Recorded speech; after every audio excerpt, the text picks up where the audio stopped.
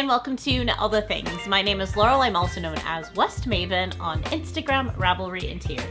If you're new, this is a space where I talk about all the things I'm knitting, all the things I want to knit, all things yarn, just all the things. And if you're returning, welcome back, Knitting Bestie. I can't wait to catch up with you. In this week's episode, I am going to share with you a brand new cast on. I did some sweater surgery, and I have a brand new knitting book that I can't wait to share with you. So grab your project, get cozy, and let's go. Okay, so right off the top, I do want to apologize. This episode is a little late. I've been sick. I'm sure you can still kind of hear it in my voice, so please bear with me on that. But I'm so happy to be here with you guys. So let's talk about what I am wearing. I am wearing the Hashibami sweater. This is a pattern by Ririko. I'm actually just wearing also a store-bought cardigan over it because it's kind of cold today. But this one has a lace yoke. I knit it using Wandering Flocks Cotton Lino in the colorway Burnt Sienna. And one of you guys actually sent me another skein so that I could have the length of sleeves I wanted and have the sweater that I wanted. Knitting this was really nice. I actually had set this project down and then picked it up many months later. And the reason I had set it down was just because of the weather. I think it was really hot in the summer and I was like, oh, I won't wear this, so I'll just set it aside and not worry about finishing it. But when I finished it the first time, I was kind of in a rush and I did not block it so that we could kind of see this together. But I want to say, I'm gonna try to find, oh, here we go. So I had stopped the body of the sweater right about here. So I would say 2.5 inches shorter, which was fine. It would have been to the top of these pants, but it's just not how I like to wear my sweaters. And I knew that I just would not wear it. So I did some sweater surgery. I hopefully can put up maybe a couple of photos, but I cut the sweater here after placing all the stitches on 2 needles on hold and then cut in between them and then set the, well, I lied. I actually did that down here. And then I knit for as long as I wanted the sweater, and then I reattached the ribbing.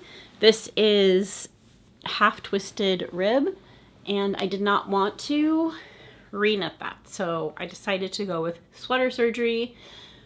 Oftentimes when I am unhappy with a sweater, or unhappy with something, I would have in the past just ripped it out, frogged it, got the stitches, and then just re-knit. And then I would have not felt as excited because re-knitting something like the kind of much longer hem on this one in twisted rib would have not brought a lot of joy, and I already did it once. So the sweater surgery was the perfect solution for actually creating a sweater that I will wear. The sweater color itself, I don't think is the worst on me. I also don't think it's the best. So having something, in this case, just like a black long cardigan that I can have the sweater peek through a little bit, but also kind of ground it, is really nice. And so I feel like even with this, like this much difference, kind of brings the darker color closer to my face and it makes it more wearable for me. The yarn itself is so nice. Like I said, it's a cotton lino. I believe it's cotton, linen, alpaca, and wool. Maybe it doesn't have any wool, but it has a little bit of the other things. I think, and silk maybe. But it's a really nice yarn. I definitely am happy that I re-knit it. Like this length makes it way more wearable for me, like I said. And I know that I will get a lot more use instead of it just sitting there because I put it on, notice it's cropped, and go, oh, I don't want to wear like my high-waisted jeans today or whatever it is, so this won't work, type of thing. This makes it much more wearable. So I feel like one thing to highlight is if you do have that knit in your closet, maybe it is time to pull it out and look at what you can do to make it more wearable for yourself. Maybe it is going to be sweater surgery. Maybe it's going to be doing some sort of other modification so that it is wearable, because we've spent so much time in the first place knitting it. To not wear it is kind of a shame. So I've been trying to be more mindful that if it is something that I'm not wearing, trying to fix, at least this year, that's going to be kind of my goal, trying to fix what I'm not wearing so to make it more wearable. So I did that with this one. It didn't take as long as I thought, was the other part. It took me probably 2 days in total of knitting time to, set it on 2 separate needles, like I said, and then I cut a stitch and then not unwound, then I kind of like frogged, pulled the pieces apart, and then knit as much more as I wanted on the body, and then added the hem again. To add the hem, I did graft it, so that took some time. That probably actually took a longer part of the process than anything else, just because I wanted to make sure that it was quite even. And I do need to block it, but I can tell where that happened to be without blocking it first. Like right here, I don't know if you'll be able to tell, but that's about where it happened. But I do think with blocking, that's going to go away. Also with blocking, like I can tell like this much of the sweater has been blocked because it has a little bit more fuzz. And is a little bit more filled in, whereas this down here isn't, and that will all go away with blocking. I did steam block it, but like I said, I kind of wanted that line for you guys to see like the big difference in kind of what I changed. So I definitely recommend, like, it's gonna take less time than you think to fix something, and to like definitely fix something to make sure that you can wear it. And, then you have a brand new wonderful knit that is going to get a lot more love. Okay, the next item that I wanted to talk about was, I mentioned last time that I had separated my yarn into, I have kind of yarn in 3 places, essentially. I have a cabinet of yarn that has a couple of sweater quantities at the bottom that are like ones that are in my mind that I want to knit kind of sooner rather than later. Then one of the shelves is like sock yarn for like casting on a sock or a fingering weight project. And then the top kind of shelf of that thing is like hat yarn. So worsted weight or DK weight, but like one skein, not like a sweater's quantity. So that's one space. Then I have 2 Tupperware bins. One is mostly gray, black, or blue yarn. And then the other one is colorful yarn. And when I was going through the gray, black, blue yarn bin, I came across this yarn that I had bought. I want to say I bought it at Sacred Sheep, to like not the last one, but the one before that, but I didn't really. Hobbii Yarn was the sponsor to one of the tents, and so they had a bunch of yarn out, but you couldn't actually buy it there. You had to order it online. And so they also had this, if I can find the picture of the item, I will show you guys, but just go with me on this. They had basically a shrug type of garment that had a bunch of cables on it. And I thought this yarn looked really beautiful in cables, and I had talked to them and they were like, oh, we're still in testing, etc. When the pattern finally came out, it was like a different part of the year, and I had other things on my needles, and I just didn't knit it.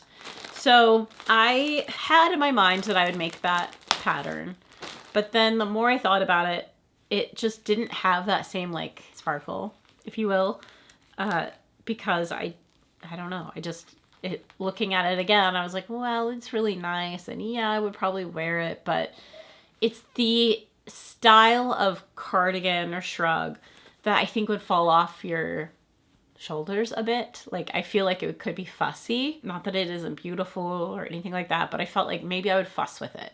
So in my head, I was like, oh, I don't want to make something I'm going to be fussy with. But the yarn was really pretty. So this is the Pom Pom and Hobbii collaboration yarn. It's called Garland, and it is a 70% cotton and 30% alpaca yarn. It's like DK worsted weight.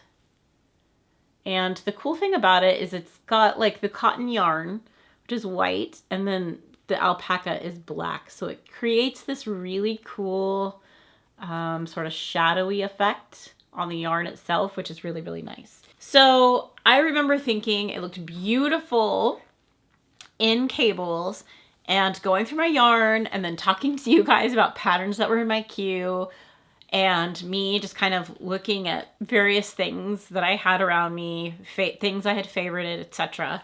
I remember that I didn't get this magazine when it first came out, which was in winter of 2020. I actually had to, like, I think I ended up finding it in a yarn store or something, but it took me a while to find it because I had sold out and I had to find it somewhere. So in this magazine, there is many beautiful sweaters. This one actually has a ton of really beautiful sweaters, but the one that I wanted to highlight was the Snowy Forest Sweater by Midori Hirose. And the thing is, I love Midori's patterns so much. I probably would be a happy little camper to just only knit her patterns forever. Like if I could only pick one designer, I probably would pick her. She has a lot of range in her patterns. I don't know about Snowy Forest, but for a lot of her patterns, she even has from like kid size to adult, like very size inclusive patterns. So I saw this one and I thought it was really pretty. And I remember because one of the samples, I believe the darker one, oh, not this page. This one is knit in Ritual Dyes yarn using their mohair and another base. And I remember when I saw it, oh, I guess I lied. That's not true. It's knit in Momini Noki, German Merino Light Wool, and Isayer's Strict Silk Mohair. So I lied, sorry.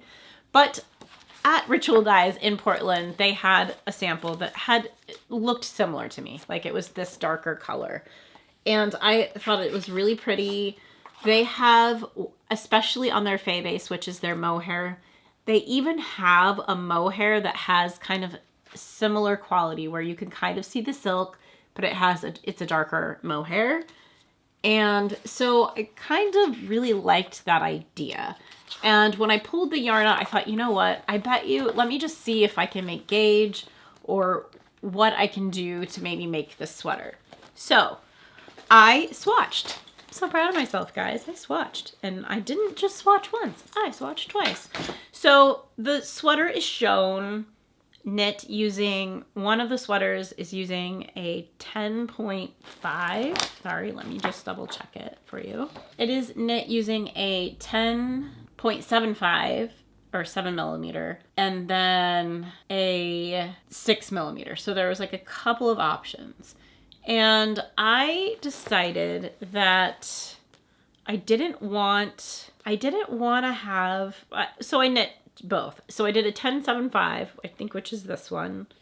And then I did a size 10 because I think this yarn is considered like a light worsted or something. And when I did I did the size 10 first, which is this one. And then I did a 10.75. Now, if you really look at them, they are different, but not like terribly different. This one is definitely more dense than this one. This one has like a lot of drape, if you will. I thought it was nice, but I just didn't love it. And I wanted for the cabling to have a little bit more structure than this loose drapey situation happening. Like they're both drapey, but this one is a lot more, I don't know if messy is the right word, but just not my favorite. So I did do both, and then I decided I really wanted to stick with this gauge instead. So I figured out what my gauge was, which was, like, honestly, the amount of like random notes to myself and trying to figure out math for this pattern is crazy to me. Like, this is only a couple of pages because I was really trying hard to like make sure I was understanding and doing the correct things. And I probably can't even read my notes at the time. Okay, so I figured out with my gauge, let's see. So with my gauge, if I knit a size 5, I would come out with, sorry, let me see if I can find, so I'm giving you correct information. I wanted somewhere between 40 to 44 inch bust for my bust, which is about 36 and a half, 36 to 36 and a half. So I wanted to make sure that I had that much ease. So anywhere from 40 to 44 is what I was looking for. So I looked at the sizes, and for a size 5 in the pattern gauge, it would have ended up with 44 inches. And with my gauge, because I had tighter gauge, I was going to end up somewhere around 42 inches. So I was about 2 inches off. And my gauge, my row gauge, was also tighter. So I had to really think about how much I was going to have of a yoke, how much I was going to have the width of the sweater, because I was going to have to do some math at some point in the design. So the yoke is a very deep yoke for the sizes. So the yoke depth for the first 4 sizes is 13 and a half. For the 5th size, it's 13.75 inches for the yoke depth. So it's a deep yoke sweater. So I had to figure out with my row gauge and everything if I was going to need to add additional raglan increases once I got there, if I was going to have a too short of a yoke or if it was going to be long enough. So that was one consideration. The other consideration was, size-wise, if I was going to have the fit that I wanted. So I figured all of that out, and I landed on size 5. And because size 5's yoke's a little bit deeper, and it is already a deep yoke. My row gauge, my US size 10 gauge was 16 stitches per 24 rows. The patterns was 15 stitches per 22 rows. So also you may think, well, I'm only like a stitch off. Well, that's great. But when you're all said and done, that's 2 inches. So you really do want to make sure that your gauge is correct. And I'm sorry if this is boring. I'm going to speed it up, I promise. So I had to figure this all out beforehand to decide which size. I chose size 5. And so my finished circumference should be around 42 inches or so. And decided that once I got to the yoke depth, I would try it on and then decide from there whether I need raglan stitches or not. So I did all that mathing to figure out what size to pick and all of that. So I chose size 5 because I felt like I could make that be the right size. So I have it behind me. Let me grab the sweater. Also, I guess because if you're familiar with this reference, when I was a kid, we would watch Pollyanna. And in the movie Pollyanna, the girl always would try to come up with something positive for everything. And so for like her Christmas present, she got crutches. And her positive was that, at least I don't have to use them. So, but anyway, so this is the sweater. So my Pollyanna statement here would be that, well, I guess I was sick, but then I had a lot of knitting time because there wasn't a lot of other stuff I could do. So I got a lot of the sweater done. That to say, I'm really happy with the size that this is turning out to be. I'm really happy with the drape. I'm really happy with the fabric. I think it's all turning out really nicely. I don't have much left in the body until I add the hem and finish it up. But I'm really happy with how this sweater is turning out. It has a couple of cables. It has the really large cables and then it has the smaller cables, and the increases are done within the cables. So it's a really beautifully constructed sweater. I wouldn't say it's beginner friendly, but I will say the thing about Midori's patterns is she gives so much information that if you've made something with a cable in it, you'd be fine. It is a bit confusing. And I will say on the increase rows, I did have to absolutely just look at the instructions because I just mentally cannot remember like what a cable 6 left increase looks like or whatever. Like I just couldn't memorize that part, but you have it, you can look it up. So there's that. 2 tips for knitting this and knitting in general. So tip number 1, I am a big fan of finishing sleeves before you do the body so you can really get an idea of how the sweater is going to fit before finishing off the body. That's just one of my personal preferences, or at least a sleeve, so you can kind of see the fit. This is fitting super cute. I actually really love this sweater a lot. I think I will get a lot of wear out of it. I think I'll get a lot of wear out of it because it being cotton primarily. It will allow me to wear it for longer in the year, but I really love it. I think it's just gorgeous.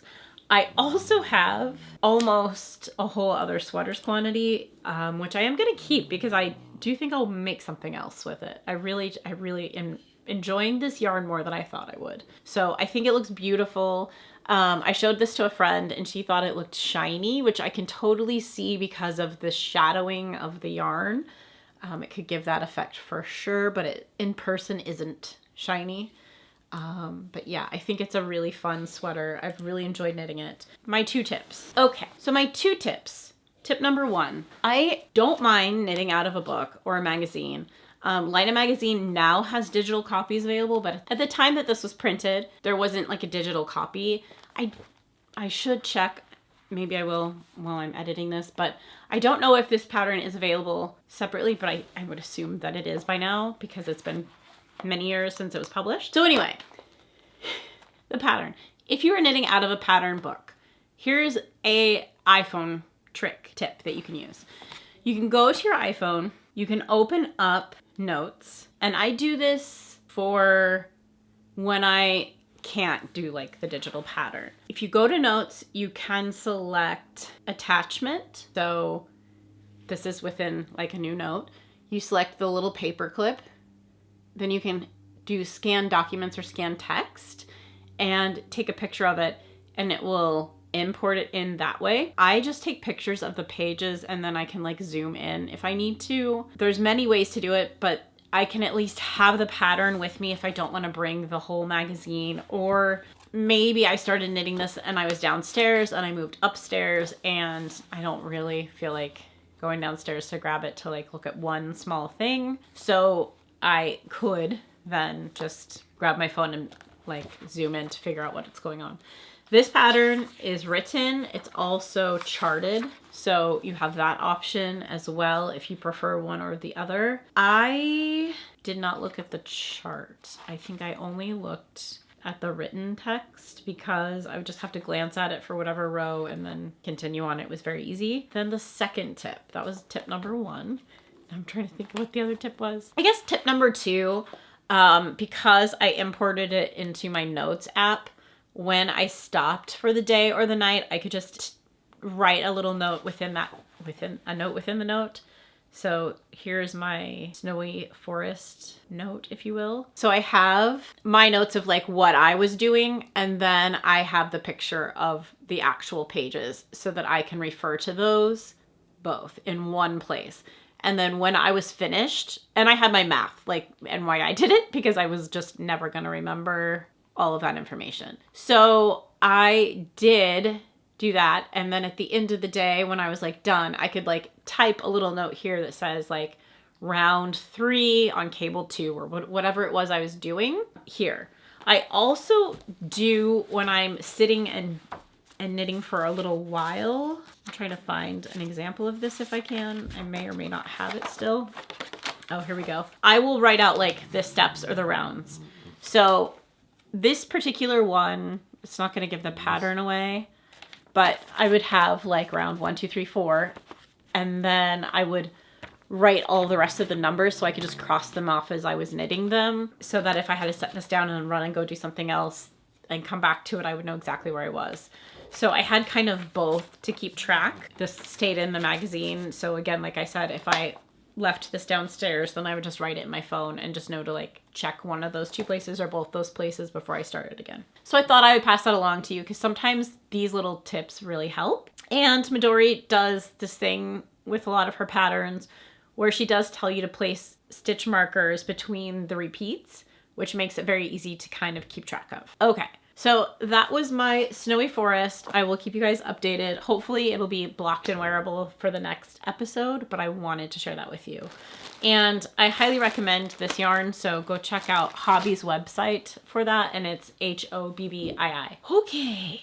I did also, disclosure, didn't get it during or after tariffs, so I do not know how shipping or if they're shipping to the US or any of that stuff. You'll have to kind of do that research for yourself. Okay, so the book that I wanted to review with you guys today is Modern Danish Knitting. This is by Mie Fearing and also known as Spectacle Strike. And I really think These patterns are amazing. But I wanted to review this book for a couple of reasons. Before you purchase it, you'll have this information. But 2, sometimes I want to see if there is like very in detail instruction or a little less, because a lot of European pattern writers won't necessarily hold your hand through a process because so many people knit there. So I just wanted to like see for myself what the patterns were like. So as you can see, I marked a bunch of spots in the book. These page markers represent patterns that are available on Ravelry separately to the book. So I'm going to show you which ones are available on Ravelry so that you know.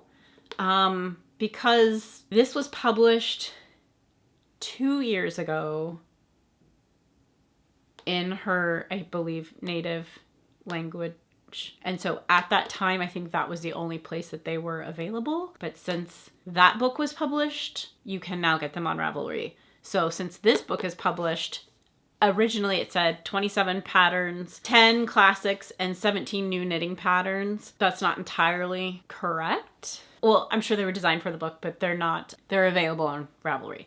So it's a really beautiful book. I do think you would want to buy this if you're obsessed with spectacle stripe. I'm sorry, I'm probably not saying that entirely correct. For example, this is the wave sweater on the front. I think it is one of the very coolest designs that they do. I really, really, really find this cool. Kind of top of information. These are not what I would consider size inclusive, but some of them do have quite a bit of ease. So I do think you could, with less ease, maybe make it work for some more bodies, but technically, like this one goes from an extra small, small, medium, large, extra large, and then double XL. That's it. So one thing to keep in mind. Some very cool things about this book is there are hats, there's mittens, there are scarves, and there are several dog sweaters. So there is like a good range of items that you can knit. There is also pants, a skirt, many cardigans, and sweaters. So there is definitely something for everyone, for sure. It is beautifully photographed. There is definitely a lot of different styling ideas for the sweaters. I really think it was beautifully done in that sense. So let's talk about the patterns. So some of the patterns that are in the book that you can also get on Ravelry are the wave sweater, for one. You can now get that on Ravelry. But some of the ones you cannot get on Ravelry are the Hilda sweater. So this big. So there is a Hilda vest available currently, but it is a different shape than the vest that is in this book, and the gauge is different. So it is available as a vest on Ravelry, but it is a different gauge. Another one is this cool, like, chair vest situation happening. That is not available anywhere else except for the book. There is a sweater called the BB sweater. This is available on Ravelry. It's a really cool Fair sweater. There also is a scarf, which is not available on Ravelry, and I think one other thing, maybe a vest. So I would say if you were looking at patterns, just to like double check. Now, if you're going to get more than like 3 patterns, then get the book for sure. Like it will definitely, again, pay for itself. There's so many patterns in here, but just to keep that in mind. These dog sweaters are like unbelievably cute. Are you kidding me? So cute. And so she also does, for the dog sweaters, she has like for gray, they call them sight hounds. I don't know if it's just for that body shape or not. I guess it says for like greyhounds and whippets is more that body shape, but then there's also a shape for most dogs. So I do appreciate that it is somewhat size inclusive for the dog, because I do have some interesting shaped dogs myself, and I do think that almost this like sight hound shape would fit one of them a little bit better. So that's there, which I thought was really cute. There's also, like I said, she has these, they're called like crew pants, crew skirt, crew sweater. They're kind of like basics. These are all available on Ravelry. And like I said, the wave sweater was available on Ravelry. Her like super, they're called fat fur hat, fat fur boa, fat fur whatever. Those are all available on Ravelry as well. So just keep that in mind. I do really actually like this vest is not available on Ravelry. Like I said, there is one similar that is more fitted and a little bit different, but this one is not available on Ravelry and it's super cute. So just keep it in mind if you're considering buying the book. Maybe just double check both places if you were considering getting the book for just one pattern. So like, I love this wave sweater. I think it's so cool. Again, you can get it on Ravelry if you want. And I did try to really do my due diligence because I did realize when I was kind of flipping through Ravelry and looking at the book kind of simultaneously that some of the items, and I wish I could remember exactly which one, I did take notes on this. So the Erica slip over, which is this, well, it's a version of this. It's a slip over version of this sweater. So with holes in it. The Ravelry pattern is a tighter gauge. So everything else that I could verify that was in both places are available in both places. The only exception was the Erica slip over, which had a tighter gauge. But the rest of them, everything else had the same gauge. And I spent some time really going through each pattern and checking. So again, there's 27 total patterns. 16 of them are available on Ravelry right now. I do think this is a cool inspirational book. I really do like. I think the pictures are so fun. Here's the Erica slip over. So, oh, nope, it's not.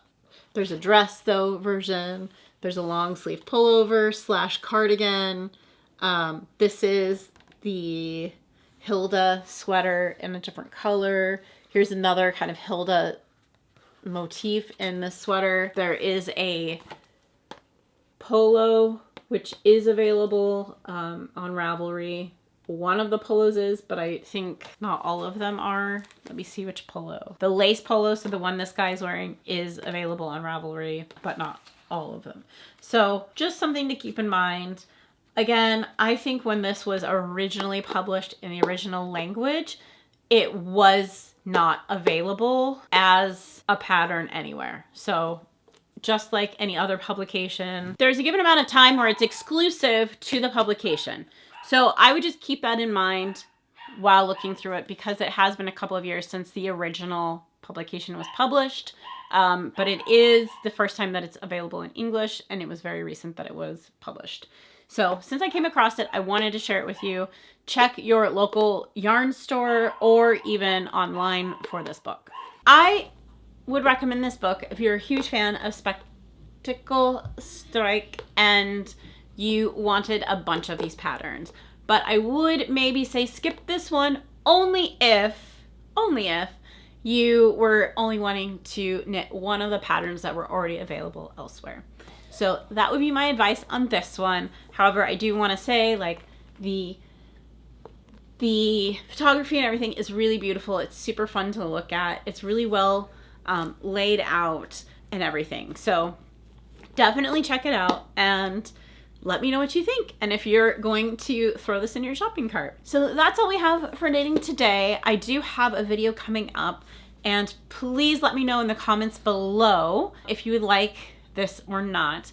But I've been kind of getting resources together because I feel like it's one of the hardest things to find information about, which is maybe finding information on either designing knitwear or even just trying to find a place where you can find you know, charts on gauges and charts on things. So I've found a couple of books that I really recommend. They're great actually for any knitter that just wants that extra reassurance or that extra information.